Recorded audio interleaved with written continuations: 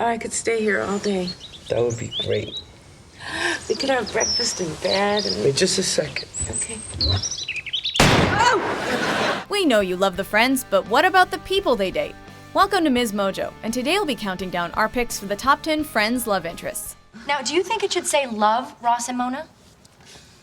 Well, we haven't said that to each other yet, but I guess it's okay to say it to other people. For this list, we're only looking at people who the friends dated for more than one episode.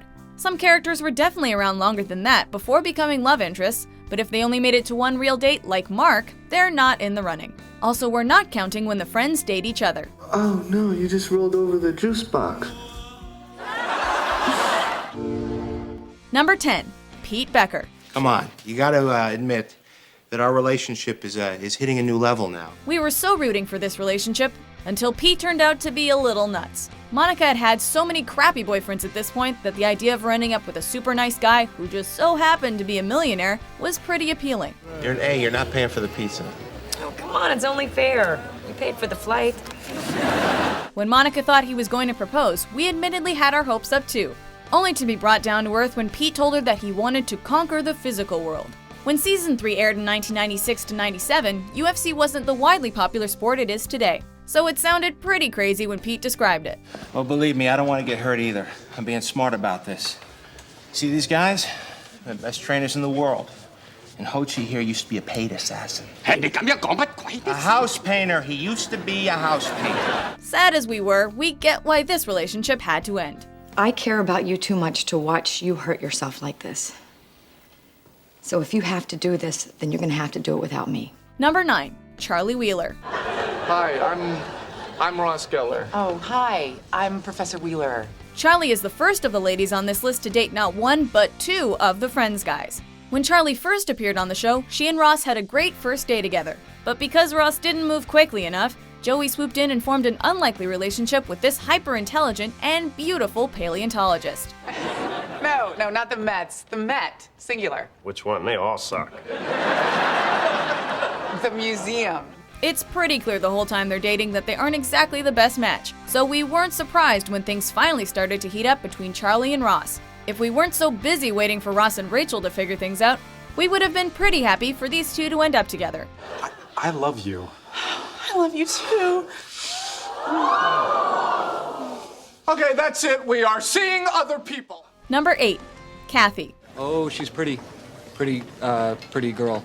She's pretty. Oh, Cathy, we liked you so much when you were first introduced. You were funny, smart, and able to keep up with Chandler's banter. But any girl who cheats on both Joey and Chandler can't stay in our good books for long. I'm playing a part in a play. How can you not trust me? Well, you can understand, given how we started. Oh, wow.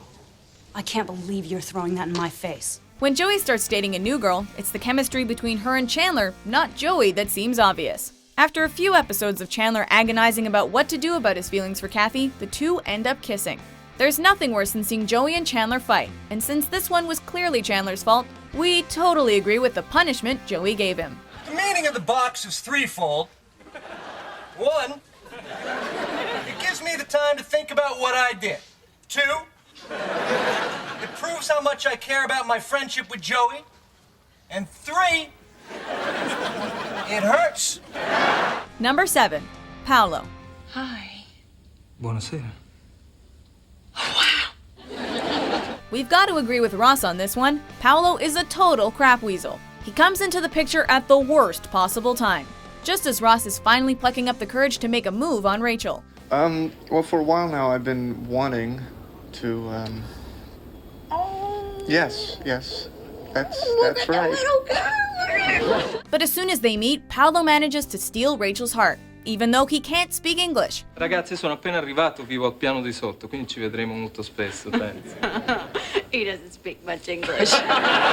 Their relationship isn't exactly deep and meaningful, but she's clearly infatuated with him. Ross unabashedly hates Paolo, and it seems like he's just jealous. But after Paolo gets a little handsy with Phoebe, the rest of the gang realizes that this guy has got to go. Paolo, I just want to tell you, and I think I'd speak for everyone when I say... Number 6, Paul Stevens. This is my father, Paul Stevens. There are a lot of amazing guest stars on this show, but Bruce Willis playing the intimidating yet vulnerable Paul Stevens has got to be one of our favorites. Why can't you get a girlfriend your own age? It's funny. It's not funny. When Ross started dating one of his students, he knew he was going to encounter some problems. But we're not sure he was anticipating Elizabeth having an extremely protective and extremely imposing father for him to contend with. I just wanted you to know that, Ross really is a great guy. Well, maybe you could date him then. That would save me the trouble of killing him. Much to Ross's annoyance, Rachel develops an interest in Paul and the two end up dating. Hands down, the most hilarious moment in this season's 6th story arc is Ross accidentally witnessing Paul psyching himself up when the older man thinks he's alone in a room. You're just a love machine. I'm just a love machine. But you have, baby. Number 5. Emily Waltham. I've been strip searched at John F. Kennedy Airport. Apparently to you people, I look like someone who's got a balloon full of cocaine stuffed up their bum. Poor Emily. She was actually pretty cool, and clearly made Ross really happy when they started their whirlwind romance. But everything understandably went straight downhill when Ross made that tiny little error at the altar. Hi, Ross. Take the Emily. Take thee, Rachel. Emily. In typical Ross fashion, their relationship moved very quickly, with Ross proposing after only 6 weeks. After the incident at their wedding, however, Emily stopped being so likable when she forbade Ross from seeing Rachel anymore. Yeah, we get it. Emily comes out looking like the bad guy here, but who wouldn't do the same thing if your fiancé said someone else's name during your I do's? You have to understand how humiliating it was for me up on that altar in front of my entire family, all my friends. I know, I am so sorry. Number 4. Julie. Well, this is Julie. Julie, this is Rachel. Just when we thought Ross and Rachel might get together because Rachel finally seemed to reciprocate Ross's feelings, Julie stepped into the picture. Julie! Julie, isn't that great? I mean, isn't that just kick you in the crotch, spit on your neck fantastic? As with pretty much all of the women Ross dates, Julie would have seemed like a perfect match for him, if it wasn't for Rachel. As a fellow paleontologist, she's a good match for Ross, and she quickly fits in with the rest of the gang. In some cultures, having a third nipple is actually a sign of virility. You get the best huts and women dance naked around you. Huh. Are any of these cultures perchance in the tri-state area? She also tolerates a whole lot of crappy treatment from Rachel. Rachel does everything she can to sabotage this relationship, and ultimately succeeds after telling Ross how she feels about him. Number 3. Mike Hannigan. Everything's gonna be fine. Just follow my lead, okay? All you have to do is pretend to be Mike. I am Mike. Attaboy. The magic of Friends is based on the dynamic between the 6 main characters, and we don't think any significant other fit into the gang quite as well as Mike, otherwise known as Crapbag. Though their meeting was a total fluke, Mike manages to bring the perfect combination of quirkiness and sweetness that Phoebe needs. I mean, if you can't even be civil to the woman I love. The woman you what? Yeah, the woman you what? The woman I love.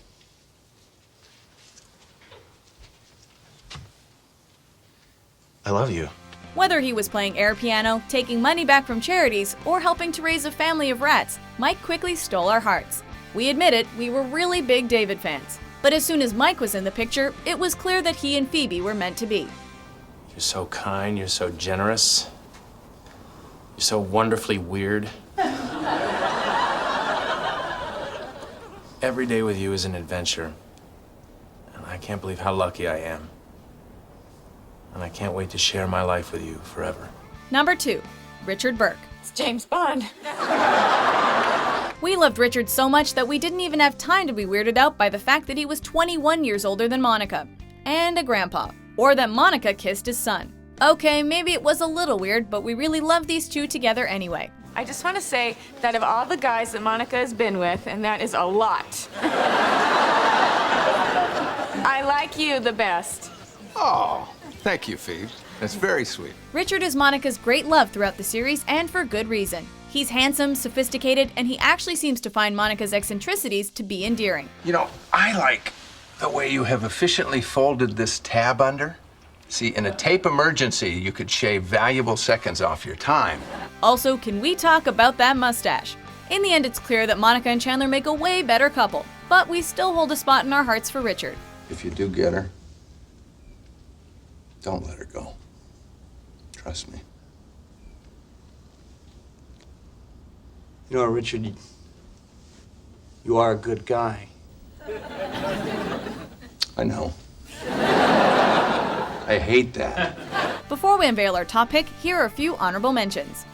Kristen Riggs, this is Carol Willick. Carol, Kristen? Hey, dear. Carol teaches 6th grade. And Kristen... Kristen does something. Wow. Wow. Yeah. I'm not crazy, right? I mean, it was never like that. No, it wasn't. What are you doing here? I just wanted to come by and thank you for not laughing in my face yesterday. And I noticed there aren't any plants in your office, so I wanted to bring you your first. There is a plant in your office. No. My point is I kept coming back because I wanted to see you. Why? Because I like you. You like me? Yeah. Number 1, Janice Littman Goralnik. Oh my God. There were a lot of characters on this list that we were totally enamored with at one time or another. But admittedly, our number 1 pick isn't so much someone we love as someone we love to hate. I cut you out of all my pictures, so if you want, I have a bag with just your heads. Janice made her first appearance in season 1 when we see Chandler try, unsuccessfully, to break up with her. And the gang doesn't quite manage to get rid of her until season 10. Janice is in fact the only significant other in our top 10 to appear in all 10 seasons of the show. Oh, we go way back. Before Monica made an honest man out of him, Chandler used to be my little love muffin. There were definitely moments where she seemed sweet, but honestly, if we have to hear that laugh one more time, we're moving to Yemen. Sir, a ticket to Yemen is $2,100, and we don't take library cards. What's the matter? Is something wrong? Do you have to stay? American Express? Do you agree with our list? You could not be more wrong. You could try, but you would not be successful. Are there any other boyfriends or girlfriends you wanted to see? Guarda la luna, guarda le stelle, guarda tutte le cose belle.